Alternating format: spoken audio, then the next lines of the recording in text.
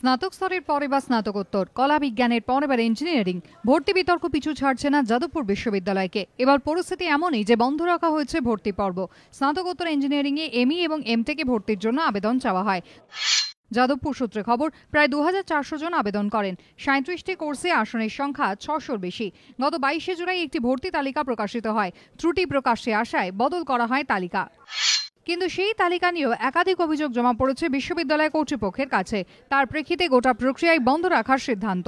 পুরো ব্যাপারটাই এখন স্থগিত থাকছে। আমরা সম্পূর্ণ পুঙ্খানুপুঙ্খানুভাবে আমরা এনকোয়ারি করছি কেন কিভাবে হলো, এবং আমি আবার বলছি, আমার মূল উদ্দেশ্য হচ্ছে ছাত্রছাত্রীদের স্বার্থ কোনোভাবে যাতে বিঘ্নিত না হয়। বুধবার অ্যাডমিশন কমিটির বৈঠকে উপস্থিত ছিলেন উপাচার্য। সূত্রের খবর, উপাচার্যের ভৎসনার মুখে পড়েন কয়েকজন অধ্যাপক। কেন সঠিক মেধা তালিকা প্রকাশ করা গেল না তা নিয়ে প্রশ্নের মুখে পড়েন ভর্তি প্রক্রিয়ার তদারকির সঙ্গে যুক্ত সংশ্লিষ্ট আধিকারিকরা। এদিন যাদবপুর বিশ্ববিদ্যালয়ের অধ্যাপক সংগঠন জুটা উপাচার্যের কাছে বিষয়টি নিয়ে সরব হয়। যদিও ইঞ্জিনিয়ারিং শাখার ব্যাখ্যা, নতুন তৈরি সফটওয়্যার বিভ্রাটের জেরেই এমন বিড়ম্বনা। অবশ্য এই প্রথম নয়, কদিন আগে আবেদন করেও যাদবপুর বিশ্ববিদ্যালয়ের মেধা তালিকায় ঠাঁই হয়েছিল এবারের উচ্চ মাধ্যমিকে ফার্স্ট বয়।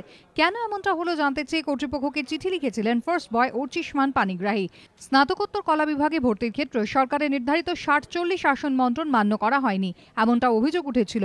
এবার একেবারে বিতর্কের জেরে অনির্দিষ্টকালের জন্য বন্ধ হয়ে গেল স্নাতকোত্তর ইঞ্জিনিয়ারিং এর ভর্তি প্রক্রিয়ায়। কৃষ্ণেন্দু অধিকারীর রিপোর্ট, এবিপি আনন্দ, কলকাতা।